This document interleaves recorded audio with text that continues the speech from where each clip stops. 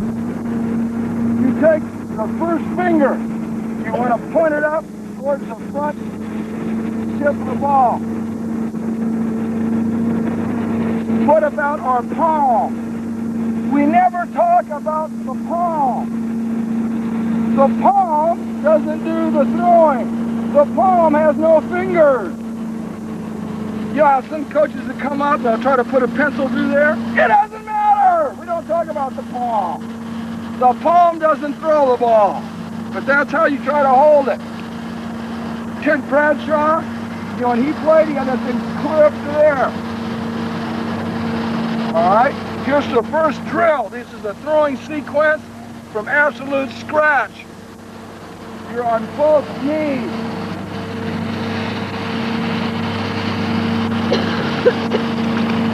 You start with the ball here. We teach you how to drive the ball back and out, and pay attention to this. If you've been coached this, I can tell you, erase this from your memory. You never cock the ball by your ear. Nobody can throw from here. You divorce the ball from your body. You drive the ball back, up, and out. So the throwing shoulder has room to do its job, all right? So you're gonna start here, you're gonna drive the ball up, you're gonna slap it up, you're gonna drive it up, and back, and out. Two hands stay on the ball the time to throw, man, because you don't want to long arm it, it's called. That's when the DBs can tell you're throwing to pick it off. You don't want to wind up and throw. You want to drive it back, keep two hands on the ball the time to throw. You're gonna drive it up, hold it. You're going to divorce the ball out and hold it. That's all you're going to do to start. Set! Be up on your knees. Don't throw it. Drive it up. Set! Move! Hold it up and quick. So drive it up and back. Again. Set! Move! Drive it up and back. Out, out, more, out. Don't bring it behind her. There you go. Not behind the head in the ear either. Out. Set! Move! Out here. Set! Move! Drive it up faster, Mike. Man, hey, come on. Quick! Set! Move! Good. Now, the guy's over there. Put your ball down. So you want to get everybody KO. Come up! Now, if I throw, it's down through, right? You want to slow it down. And go, son! Ball forward. Now I'm doing it. Set! Move! Drive it up. Snap it. Get shoulder down. Throw. Fall down. Fall down and touch your hand out. Set! Move! Nice! That boy, Kurt! All right, there's Kurt! Who the hell's that is? Is that Brian? Set! Move! Drive. Nice! Drive your shoulder down. Right, that boy. The whole key, look at me. As I throw, right? As I throw and follow through, the throwing shoulder's got to end up lower than the off shoulder, right? That keeps the ball down inside. Okay, here we go. Set. Move. Snap it. Set. Move. Ball forward. Go.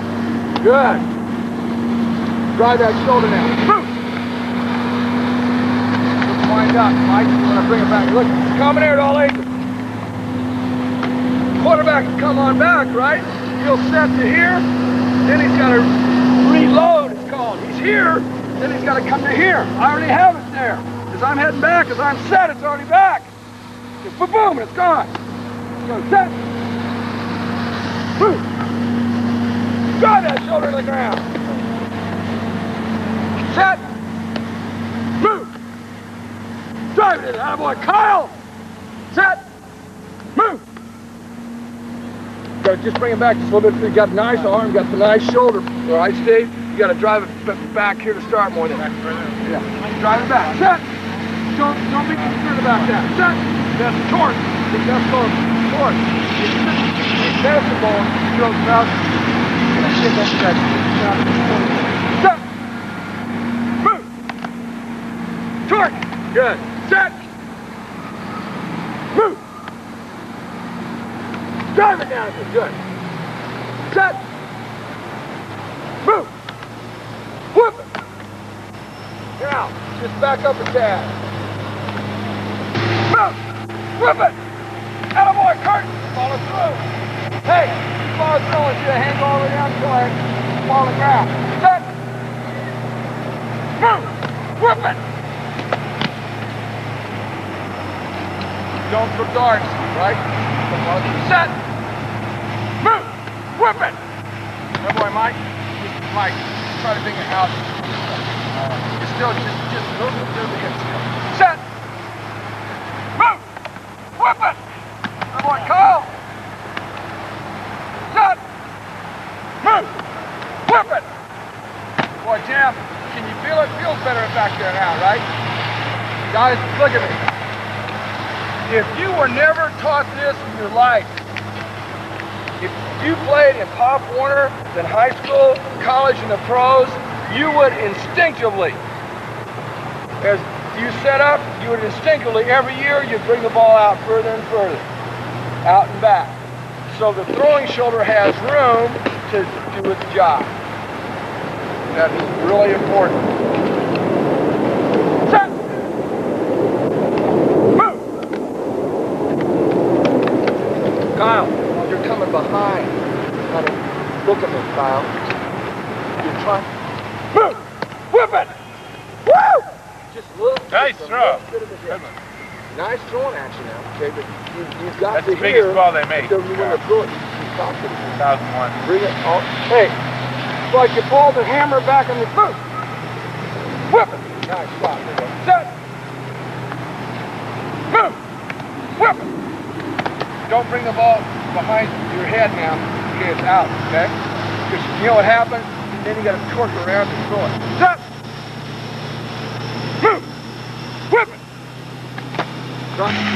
Once your left toe, Mike, pointed just about a foot to the left of height. Height, I want my upfield toe turn just about a foot to the left of my target. Here's why. When I throw now, this is for the Washington Huskies, you learn how to frame it up. What that means, as I throw to a guy, I got my chest, my hips, and my knees exactly at the target. If I put my foot at Mike, I've still got to torque it some, huh? I've still got to torque it a bit to end up there. If I turn my toe just a little bit to the left of my target, now I don't have to torque it, right? Boom, same drill. You're going to drive it up. You're going to hold the count. You're going to drive the shoulder down, follow through, fall out on the hand. Be sure you've got your toe about a foot to the left of your target. Here we go. Set. You're too far off, Kyle. Come on up, Kyle. Set. Move. Whip it. I want you to fall forward. Set. Move. Drive it up. Drive it down and whip it forward. Good. Put your hand on the ground. Set. Move. Drive it up. Snap the shoulder. Nice. You still got it, Chris. Set. Get that shoulder. Good. Okay. Set. Move. Set. Move. Okay. You're still have to torque around. Drive the ball out. So I'm already there. All right. Set. Move. Try to come over the top as much as you can. Set. Move. Now I'm not going to say anything. Just when you got it, drive it up, hold it, throw it, just go back and forth. Here we go.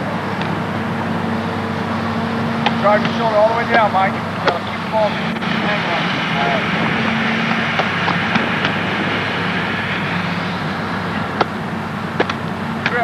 Kurt, get the ball behind. Yeah. Get the ball out. Here we go.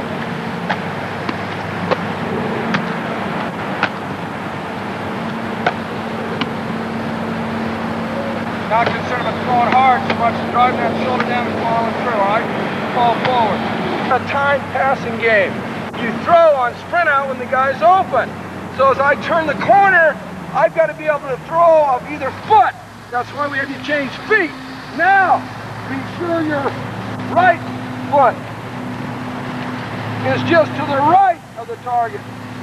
Your right. Yeah? Same drill. Drive it up, hold it, snap it through, drive the shoulder down, stick the hand in that. Just start throwing. Go. Drive the shoulder down, turn it up. Think about the arm whip. Think about the arm whip. There you go. Think about the arm whip.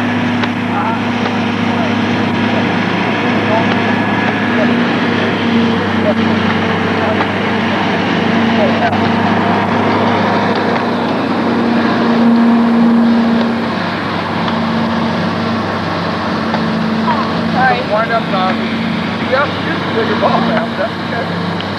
Because when you have that small, you don't have to hit. You're behind your head. You have to no, that's the biggest ball they make. That's 2001. That's all right. Bigger the better. Go for it. Yeah, that's it. I want you to drive it up and out. I don't have to come up on the balls of my feet. Just think about standing tall. All right? Drive the ball up, follow the count, and follow through, whip it, okay? If you take a natural step with the other foot as you throw, that's fine. Okay, go set, move, whip. Why does my ball go up to the right? You're not bringing your shoulder down and turn your palm up. Anytime now, you just start throwing so I can see it, okay?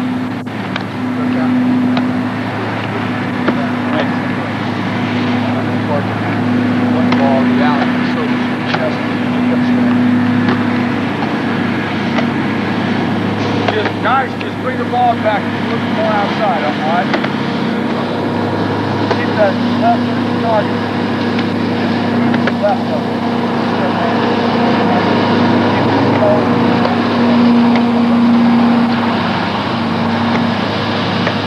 Not bad.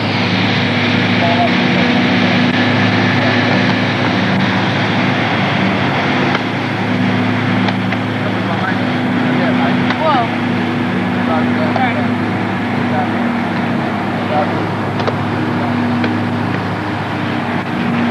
There you go, you start to feel that, you got the nice arm whip.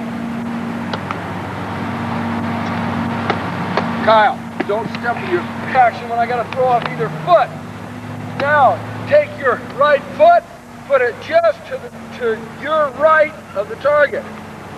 Why again? So as I throw, I can frame it up, huh? I've got my chest, my hips, and my knees at the target now. Exactly. You're going to drive it up, whip it. If you naturally step through with the back foot, fine. Okay, you start throwing so I can see it. Don't bring the ball behind your head. Just drive it in. Just drive it all the way down. There you go. Feel that snap? Nice job, Kurt.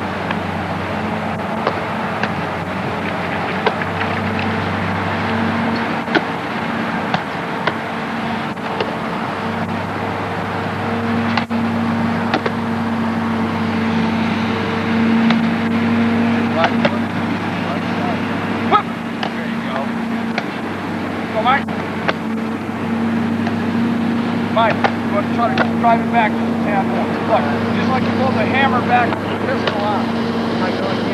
Yeah, you're coming out here and you're having to hit it back before you go.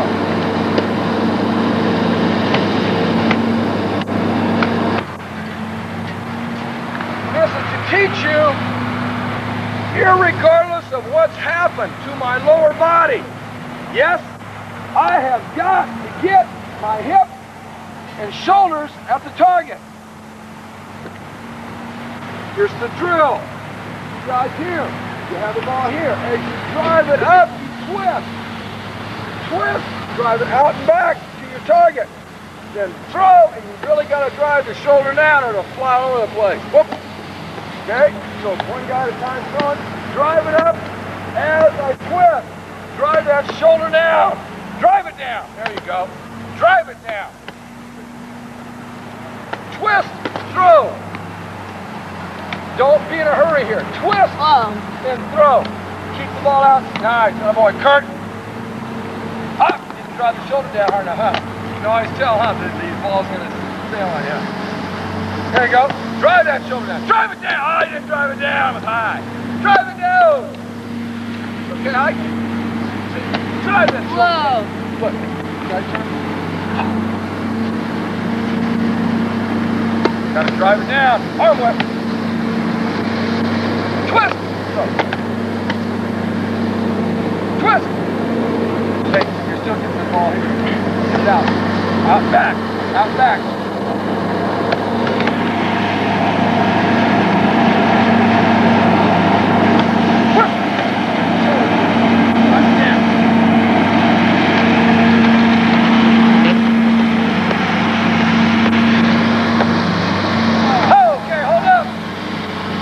Regardless of what happened to my lower body, yes? Yo! Yo! Your legs have to stay planted, right? Trying to keep them, well, they'll naturally turn some, but they won't turn much. Okay, here we go. Twist, and really drive your shoulder down, Mike. You can do it, huh, Nate? Twist, drive your shoulder down, Chris. Go. Nice. Twist, whip, there you go, Mike. Feel that? Do it. Okay, stop again. All right, better we turn your up. Okay, go, Kurt. Drive it as you twist. Drive it up and around. Stand on the ball. Drive it up, Chris. You know, it's some long arm, okay? Up. Drive that. Look. Going to here, you're trying to cock it out. Bring it around and back.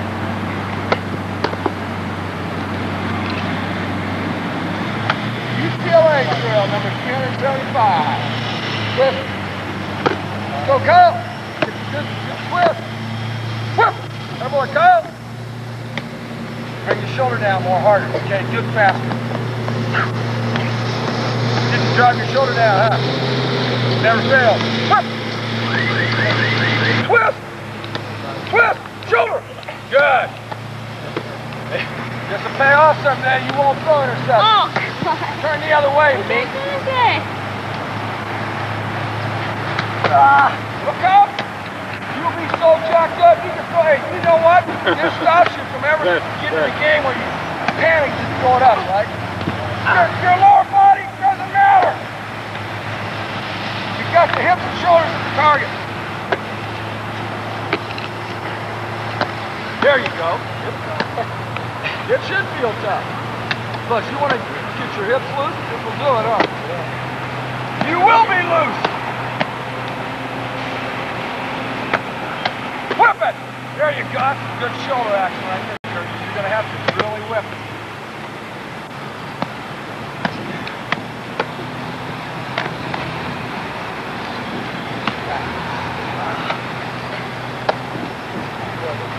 Okay, everybody, frame it up, right? We got to frame it up. That's like you're throwing a guy right over the middle. You can turn around on a stop route and still do it, yes? Now you're going to stand here, right? You got your left foot just to the left of the pole, huh? You're going to frame it up, all chest. You're going to follow through. You're going to throw. You're going to try to hit that pole. If you don't hit it, it's clear in the north 40. You got to go get it on the jaw and come back. If you hit it, it's going to bounce off. Pick it up and get back in line. We do this always at the end of practice too, where we have a competition with a quarterback to see who can frame it up and if they can hit the target. There we go. Go get it. All right. Let's go. Ooh! That's not too bad. Oh. I should have think about your mechanics now. It's competitive.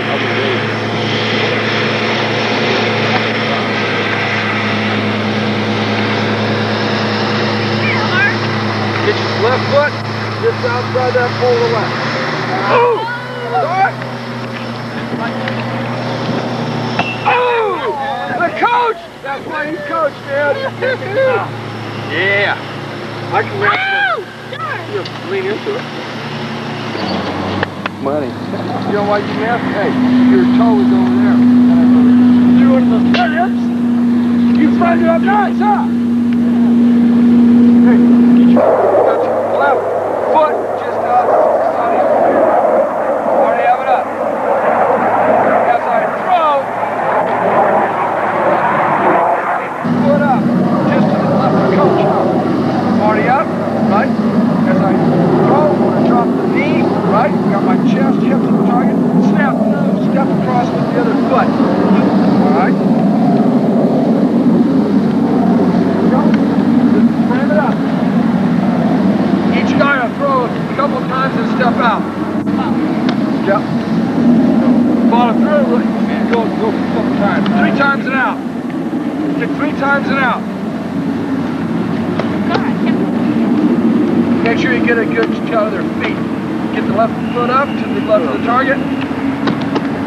Just follow through that drive hand. Drive the shoulder down, step across the stick with the other foot. You can frame it up. Frame it up. Where's this from? Where's the drill from? Washington Huskies. Washington Huskies, you got it. Step through, hike. Get your left toe to the left of your target height, okay? That's why we keep you on that side of the stick. Bring the other foot through now. Hey, that's your foot. All right, bro. Just like some baseball. Bring the right foot through. You drive your shoulder down. Kurt. Bring the right foot through and you bring your shoulder down. There you go, Kyle. Just drive your shoulder down, Kyle, so you can throw it high, all right? Kyle, straighten that up.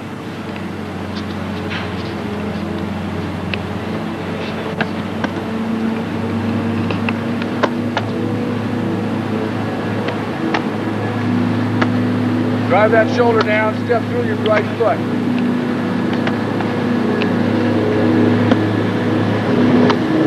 There you go. Feel that, guys? Feel it all? Stick.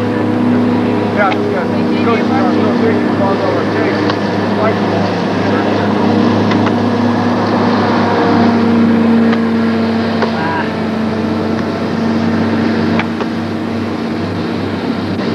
Keep your eye on my target. Give me your target. Right there. There you go. Eye on the target. That's all you gotta do. That's it.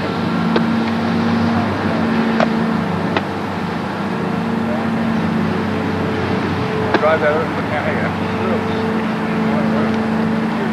Right foot, all right? Just like coming up the mound in baseball. Just like coming up the mound.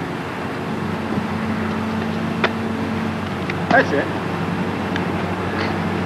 There you go. Can you feel that now? Attaboy, Hike. What a great name. I'm going to have to impregnate Debbie to name Hike. Hike Williams, all Ivy. Come on now, step through.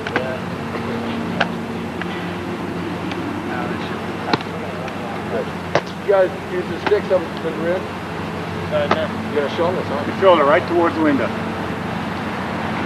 That's it.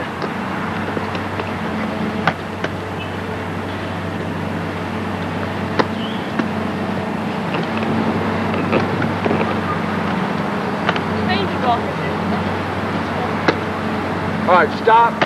Put the balls down. 3-step after a while. But I'm telling you something, the better teams that throw the ball short don't run 3-step. And I'll tell you why. Why they don't do 3-step? Because these guys right in half. Inside linebackers on 3-step, if you're throwing in the up inside short, they can be a factor. You throw off a 1- and 2-step, man, you guys can put an NFL linebacker in here, he can't quite make it. That's why we run 1-step and 2-step. All right? We'll teach you after a while how I know in the quick passing game the side I'm going to throw to before I ever have the ball. If I know I'm going to throw to my right, we take a 1-step drop. put the ball in front of the cone. We've got to keep our hips shut. We've got to keep our hips closed and look to the right. How do we do that? We drop straight back with the right foot. We walk a tightrope. Don't turn the toe. Observe me. And your hands stay here. Hit. Straight back as far as I can go. Bend the front knee. Bend the back knee. Hit. Walk a tightrope. Step back as far as you can. Your hands stay there. Come up with the ball of your right foot. Set. Hit. Set. Eyes up, Kurt. Set. Hit. Good. Set. Hit. Set. Now, hey, make sure you bend your back knee also now. All right, Brian? Set. Hit. Good. Set. What a huge first step. Hit. Okay, I'm back. Now, here's the second phase. As you're coming out of there now, you've got the ball. How I don't overstride. Observe me. Hit. You bring the front foot back to the back foot. Right? I don't have a cock. So now as I step to throw, I don't overstride. Here's the drill. Observe me. Hit. Now hold it. Set. Hit. Set. Hit. Set. Hit. Boy, Kyle. Now, Kyle, you ain't got to throw over there, are you? Get your toe pointed up there with your left foot. After I'm set. Set! Hit! Good. Set! Hit! Good. Set! Now, after you do it this time, stay back there. Set! Hit! Stop! Look how far you got off the center. One step. Woo! Yeah! Not too bad, huh? They go, how can he get that kind of depth? Amazing. Now, pick up a ball. Here, I'll tell you first. You drive the ball up and out as you drop, right? Observe. Hit. It's already back there. You already have it cocked. Set. Hit. Don't get it by your ear, Kurt. Out and back. Set. Where do you want the right elbow to put? The right elbow? Yeah, up, but if you're still having a problem, I don't even talk about it. Set! Hit! Set! Just so it's anywhere near parallel to the ground. Set! Hit! Set! Hit! You got the idea now? Now, I'm going to say as far as I can, keep the knees bent. I'm going to bring the front foot back as it's cocked. Then you're going to step to throw, but you're not going to throw. Set! Hit! Yeah, quick! Set! Don't cock, Kyle, until time to throw. Set! Hit! Drive it up. Step to throw. Good. Set! Hit! Good. Now, you're going to take this. As soon as you step into it, okay, stop. You face it that way. You guessed it. One step drop, turn the throw to him. Hit! Turn the throw to him. Set. Hit! Way back. Oh, nice. That's when you get out. Okay, hold it. Am I? Keep going to him. More! If it starts to feel better, speed it up. All right? Let's go from slow to fast. Okay, take off anytime. Brian, after you're set, go center of the feet. Just step throw. Step throw. Come on, Kyle. Drive your shoulder down and through. Do everything I've been having you do in throwing drill. Now, come back. Don't have it here. Hey. Just down here. Drive it up. Go this way. There we go. Oh, sorry. All right. It'll come. Get that huge first step. Keep the knees bent. Drive it up. Hey, great feet. Get the ball out now, okay? Get the ball away from that ear. Get the ball away from that ear, man. There you go, Mike. Drive your shoulder down, Mike, so the ball doesn't hang inside, all right? Yep. Step. Let's go. Whip it. Look. Don't think about it. Quick. Drive it up quick. Whoa.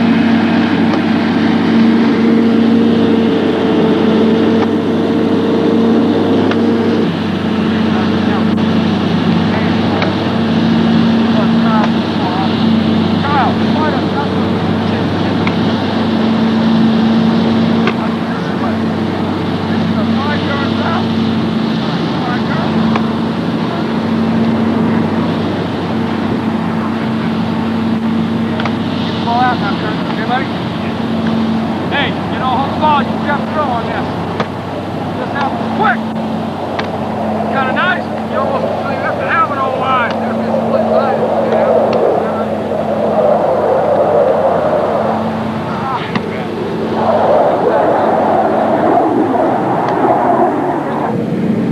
Hey, everybody, pick up your ball. Bring the front foot back to back foot so you don't overstride. Quickly.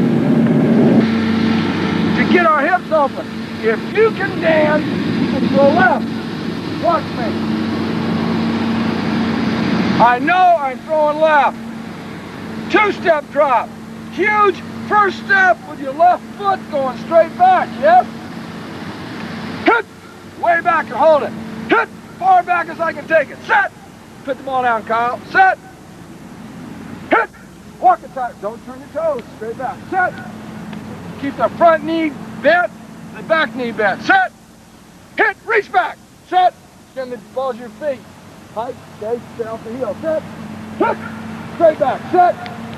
Bend your front knees some more, Kurt, as you start to go back. Set! Hit! There you go. Set!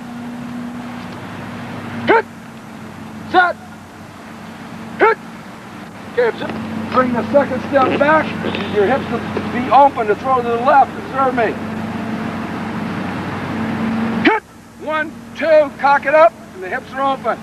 Here we go. Set! Hit! 1, 2, turn, and your hips are open. Amazing how it works. Now it stops the torque. Set!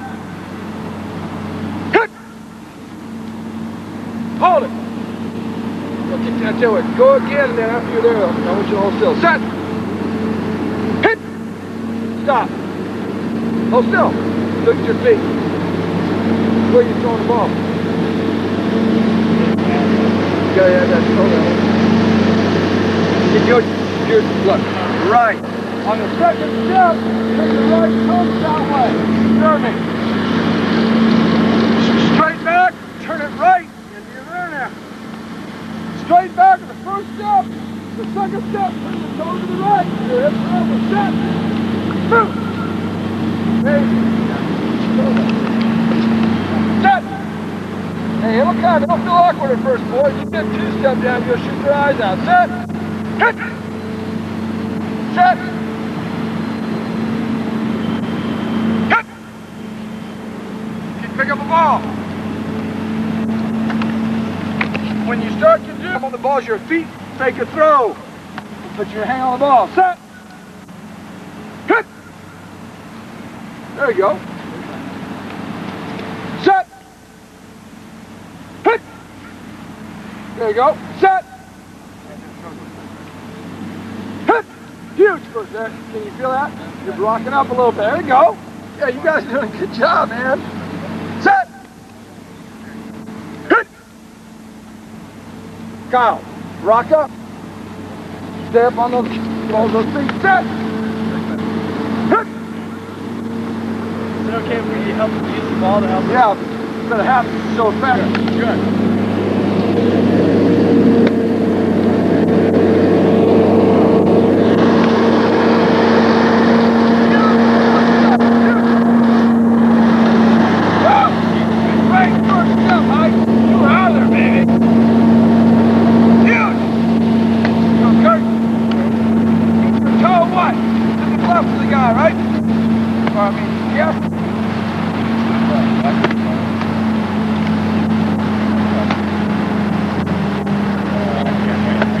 rock it up. Good.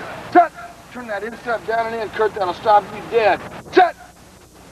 Hit. 1, 2, 3. Rock it up. You want to rock back up height.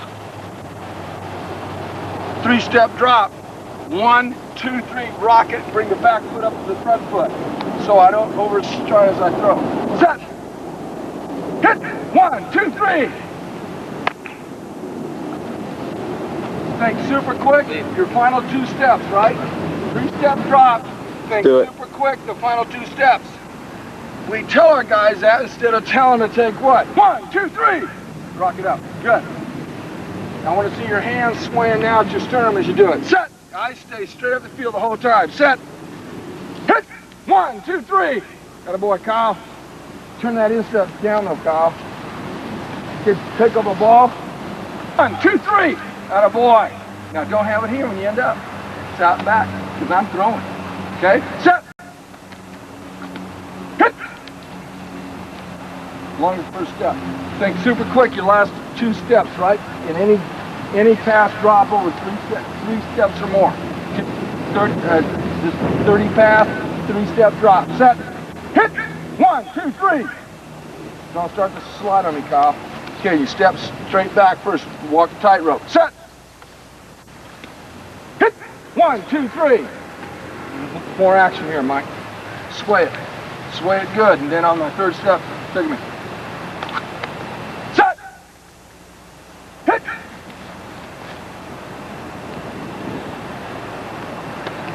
Now, don't be here.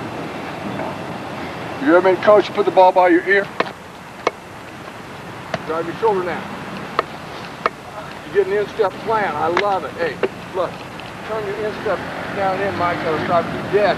Look at my feet. Hey. Mike, what happened to you is this slip. Turn your instep down, okay? Come back. Try to shoot this guy up. Okay, here we go. Set. Just throwing your own 3-step. Don't think so much about a hop, Kurt, as an instep. Rock it up. You want to bring the back foot up to the front as I throw, so I don't overstride. Much better to get the ball away from the shoulder, right?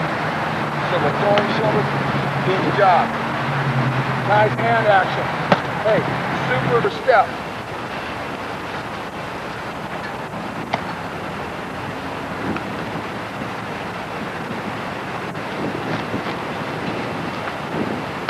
Everybody over here. Park myself clear around here to throw, huh? It's in the 2nd step. If you're throwing left on 3-step, because we key to 3 the same as the 2, all right? Best located safety. I know I'm throwing left before I even have the ball, right? How can I get my hips around in a 3-step drop? Your 2nd step, as you cross over, you turn your toe towards the line of scrimmage. Stand back there, all of you. Hurry up. This is really hot, boy. It's Miami Hurricane stuff here, okay? 1, 2, 3. Your hips are home. You turn the 2nd step towards the line of scrimmage. Just look at my feet. 1, 2, 3, and I'm open. Let's try it on a walk. No ball. Hit! 1, 2, 3, 4, 5. There's the rock up. Attaboy, hike. 5-step drop. Here we go. Set. Hit. 1, 2, 3, 4, 5. Attaboy, Kyle. Don't be gunning. Pick up a ball. Here's the natural tendency here. When you're first taught, if you haven't been really taught a lot, to eyes up the field. Down. So, height. Okay, I'm back. A lot of you guys have a real problem with the crossover not being long enough. That's very common. All right. I want to show you something they do the same with Chargers to really work that. Okay. When I say hit, you're just going to take off in an imaginary drop. You're going to keep on dropping, right? So after key to the quick game, that's what we're working our way towards here. There's only so many things you can do with the quick game. And most of you, again, we'll put the schematics up here and we'll talk very specifically about what we get out of the quick game. But, and I don't mean to be oversimplistic here, but a hitch is a hitch, a slant is a slant, and a quick out is a quick out. Now, you may combination them in a couple of different ways, as we do. But the key to the quick game is how often are you going to do it, and how is it built within the structure of your game plan. And you'll see, as I get to it here, the importance that it plays for us. Every year up to the last 2 or 3 years when we started implementing this, I came away at your year-end self-scout looking at what you did, what worked, what didn't, what was completion percentage, what was the yards per throw, what was the yards per catch, and you go, damn, I need to throw more quick. They were efficient, they got good yardage, and they were a positive part of the offense. And every year you'd come back, boy, I need to throw more quick. And finally, it dawned on us, within the structure of what we do, how are we going to do that? We can't just go into the season and say we need to do this more. We need to structure within the game plan, the way we prepare, when and how we are going to throw and use the quick game. Now, the quick game for us, as you heard, we've thrown better than 650 balls a year for the last 2 years. Now again, the numbers I'm going to throw at you, certainly take note of them. The specific numbers will not apply to you, because I'm talking 16 games. What you need to do is take it one step further, whether you're college, small college, junior college, or high school, and apply it to your total parameters as to how many times, how many plays do you run a game? How many third down situations are you in a game? How many first downs do you generate in a game? I promise you that they're proportional. The exact numbers are going to be different, but the proportions are going to be the exact same. So for us, we said, how are we going to enhance the quick game? How are we going to get, and for us, we threw 178 quicks, what I call three-step drop, pitch, slant, quick out, whatever combination it is, 170 of them last year. Now that's better than 20%, 25% of our passing attack. And that's about where it needs to be. And here's why. There are 4, and this is something you're going to want to write down, I promise you. There's been a lot of studies done over the last 15 years, statistically. What are the most viable measurements to winning? There's a lot of things that go on in this game. First down efficiency, third down efficiency, red zone, completion percentage, all the kicking game percentage, change of field, time of possession, all it has to do with the game. But statistically, it can be analyzed. What are the 4 factors? We were looking for what are the 4 factors that most often dictate the success of a game. Now, the number 1 factor, everybody in this room right now could say it, turnovers. Age old, absolutely. You win the turnover battle. That is usually the highest correlation to success. It's in that 80, usually that 80 to 85% bracket. If you win the turnover battle, you will win the game 80 to 85% of the time. And the key to these statistics are that they're interactive. It does no good if you lead the league in turnovers, getting turnovers, if your offense is leading the league and giving it up. It's an interactive relationship. The second measurement, this surprises people sometimes, is explosives. Plays of 20 yards or more. That's what the league measures, the NFL now, and again I'm talking in NFL terms. The league measures an explosive as a gain of 20 yards or more. Now we have found it to statistically be more relevant of passes of 16 yards or more and runs of 12 yards or more. And I'll touch on the reason for that a little bit later on. But explosives, and interestingly enough, the last 2 years in the National Football League, explosives actually exceeded the percentage of turnovers. The team that had the highest explosion rate in relationship to its opponent had an even higher success ratio than the turnover ratio. Both very good. And you're talking about huge changes of possession. Obviously, big chunks of yardage here with explosion. The last 2 years, we have been either number 2 or number 3 in the league in creating explosive plays, gains of 20 yards or more. And that's been a big reason for our success, because it becomes increasingly difficult to go the length of the field. The third measurable, and this is where it ties into the quick game. The third measurable is getting a 4+ average on first down. Gaining 4 yards or better on first down. And you can extrapolate this out very easily in your mind. Obviously, you're talking about putting yourself in a number of second mediums compared to second long. Even if you're unsuccessful on second down, you're still in a third medium ratio instead of third long, and we'll talk about that in the second part of the segment. It allows you to stay in a better rhythm. Your players have more confidence, just common sense. But this is where that +4 comes into play. And again, the defensive coaches tickle me. They're saying, well, see, you got to run the ball effectively. You've got to get that +4, because if you throw the ball, you're going to have incompletions, and you're not going to maintain that +4. Now, interestingly, That in mind, I'm going to put you on the spot here, my young man right here on the spot. To win the +4 average on first down, what percentage do you think it would take to do that? What percentage of on first down do you think you have to gain 4 yards or more to be efficient to win? 75%. Pretty good guess. If in the National Football League now, if you were to average between 45 and 50% of 4 yards or better in your rushing game, you would have led the National Football League every year for the last 10 years. 45 to 50%, 4 yards or better. And it's getting tougher. The average run in the NFL has gotten less with every year the last 4 to 5 years. It's gone from 4-1 to 4 to 3-9 to 3-8 to 3-7. So, and that's a legitimate, that would be the typical answer that you would get. 45 to 50%. In your quick game, in your quick passing game, and you can go back and analyze what your quick game percentages are. It should be in the 70 to 80% range. If you're, whatever amount of hitches or slants or outs that you're throwing, if you're not completing, because you're talking high percentage throws here.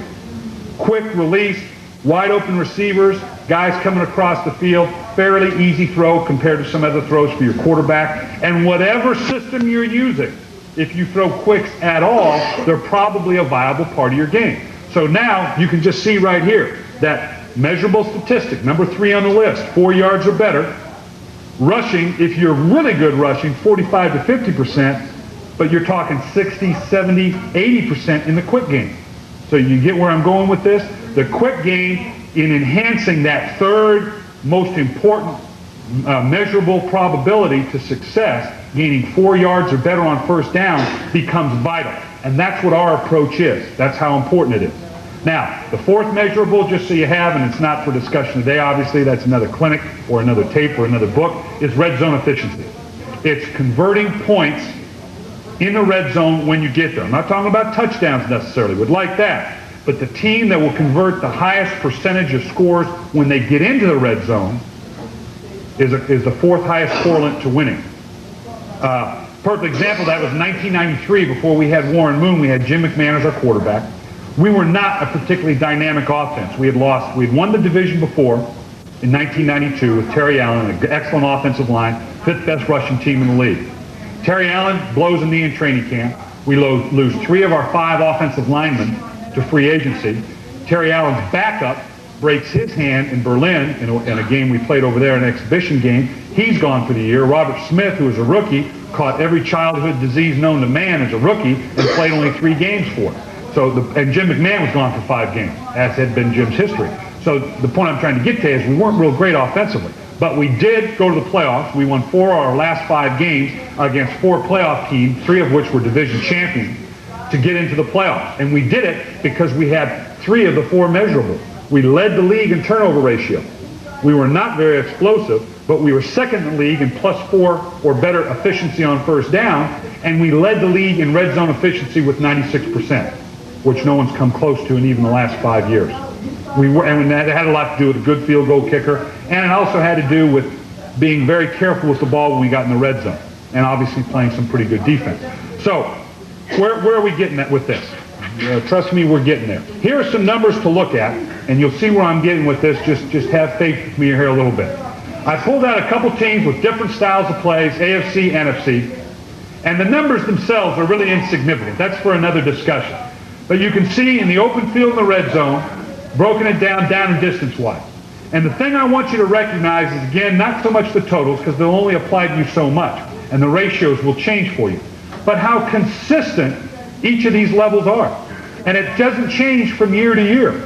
Like I said, this is a very geometric game. You are in first down, second medium, second long, nickel situations, red zone, starting a series inside drive, in an incredibly identifiable number from year to year. If you may have already done this. If you will take what you do offensively over the last 4 or 5 years and chart how many times you are in that situation, you will astound yourself how similar those numbers are. And it's obviously going to be very similar if you're talking the same offense.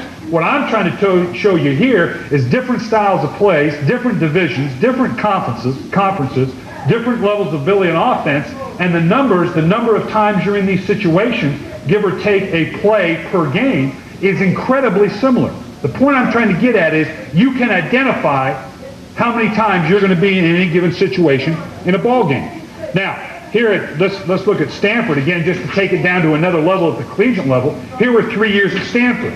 Now, obviously, in the college game, they run more plays. They're not on the same clock that we are in the NFL, so they tend to run between 5 and 6% more plays than we do.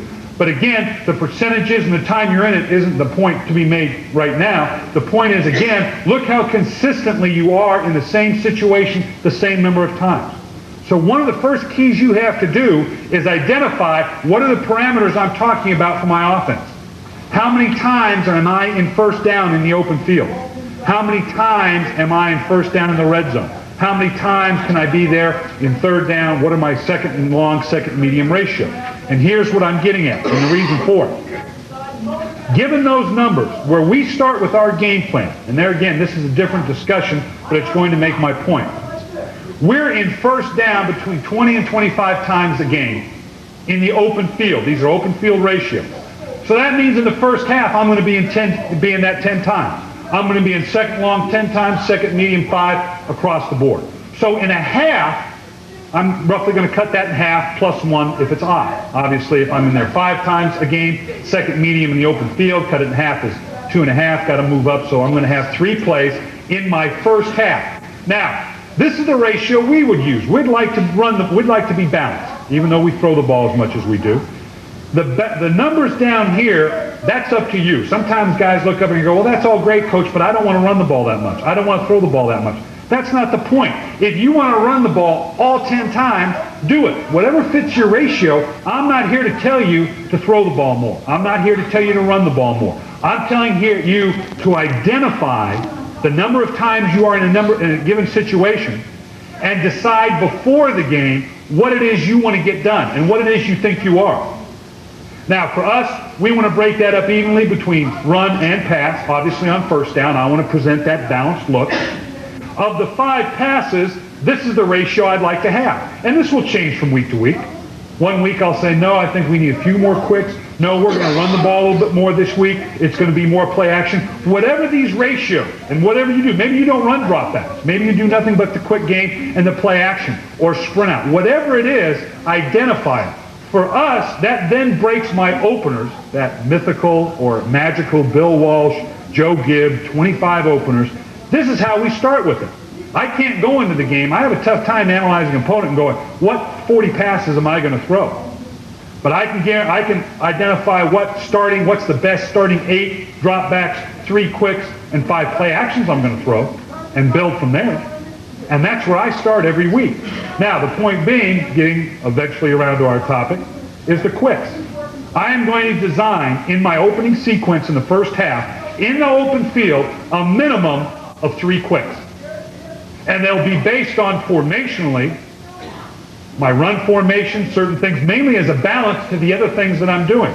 By identifying this number, and I'm talking about just the first half open field here, that's the 3. There's going to be another 3 or 4 in the second half. There's going to be 1 or 2 of the red zone. Now you see where I'm up to that 6, 7, 8, 9 quicks a game that get me up to 25 to 30% of my passing offense in the quick game, if you so decide that that's what you want to do. How much of it's on first down versus second long, second medium, again, that's for you to discern. But the first key in identifying the quick game for you is, when am I going to throw it? The players have to be aware of it as well. You need to sell the fact to them, guys, this is why we're throwing the quicks on first down. It's got to be high percentage. We've got to have the catch. We've got to have the sharp throw. The catch is everything. Anything beyond that is a plus. But the catch is everything. Get me that 4+ average on first down, not the incompletion. Okay, now that I've identified the numbers of quicks that I have, the next thing you need to do is make sure that within the practice structure, and there again, I'm not here to tell you how to practice. I'm not here to tell you how many snaps you can take. This is the ratios that we use. We only have 43 players with another 7 or so active roster that aren't eligible for the game, and a practice rod and 16 games. We have to practice a little bit differently than you all do. But we take particular note of the percentage of times that we're going to practice base offenses versus nickel, red zone. Again, it's very proportional as to what the actual game, because we just talked about, the number of times you're in a given situation is absolutely identifiable. And we'll talk more about this in the nickel game. But as I work this base offense, 46%, if I'm going to throw 8 or 9 quicks, if it's going to be 25% of my passing game, it better show up in practice time as well. Don't put a player in a situation where you are counting on a major part of your offense and you haven't practiced it adequately in the right situation. Now, the quick game is such that sometimes it's very easy to say, well, we throw enough of it that I don't need to practice it against the live defense too much this week because we run so much of it. That's fine. At least that is a conscious, overt act of saying, I've identified the situation, this is how much I'm going to practice, whether I need it live or versus air, as opposed to just dismissing it, not giving any thought, and now you're putting that quarterback or that receiver in a position to succeed that totally puts it on his shoulders. Okay, now with the quick. All right, let's get to the specifics. And I've worn you out, and again, we'll expand on this in the nickel game where it is even more applicable. But the bottom line in stage 1 here is trying to convince you how often you should throw the quick game, the importance and the ratios you should do with it. Now, we throw the quicks in 3 ways. And obviously, you have to tie your protections in with it. I've noticed one of the topics later today or is talking about the passing game and how protections will dictate that. And that's very important. As an offensive coordinator and as a guy who's been in the back end of it, designing routes for all my career, and that's the fun end of it, I really don't think I came of age as an offensive coordinator or really made that next step into reaching that level of truly knowing the passing game until I spent the time to really understand protection scheme. That's much more important. We can all design routes, and players never forget a route. They never forget where they're supposed to run half the time if they're going to get the ball. But the protection schemes are probably the single most important thing you could do. We have 3 types of quick protection scheme. We have the quick sprint or dash, which is simply obviously a gap, break contain, hit the thing on the 3rd or 4th step, which Warren obviously is very good at given his run and shoot background. The second type we have is what we call rip or liz protection. That is a 3-step straight dropbacks. It's the easiest protection we have because it is true gap, not gap man, not gap zone. It is gap. Let me expand on that. Anybody that runs a turn back protection, you either have to start with man principle that say you and I are going to turn back on the first down lineman and work to the back to the next level, or you have zone principles that say you and I are going to control this zone, and in whatever combination they come, we're going to handle this zone. And most turn back turn back zone or turn back man protections work in unison with one another. Or in this instance, it is a turn back gap. I don't care if there's 30 son of the bitches come through that hole, that gap is my responsibility. I don't care what the front is. I don't care what the stack of the backer is. I'm going to protect PAT protection. I'm not letting anything come between me and the guy to my left or right, whichever way it's called. Now, this is incredibly efficient. It's easy to coach. It allows you symmetrical routes, meaning that you can get 2 and 3 receivers, or 2 if you're balanced up. You can get that tight end or that second tight end if you're in 2 tights, or the 4 wide receivers. You can get 2 guys out each side, or overload an area and have 3 outs quickly right now and incorporate that tight end or 4 wide. The back is committed to protection. There's no leaking out here. And he goes directly to the ass, to the side called of that tackle, and takes the first thing that comes off the tackle's ass. This is the easiest thing we audible to. We go to it a great deal. It's a no-brainer. We don't care what the front is. The quarterbacks are very comfortable with it because they know who's getting out. The limitations of the protection are twofold, and you want to recognize those. One, obviously anything coming from the outside, deep from the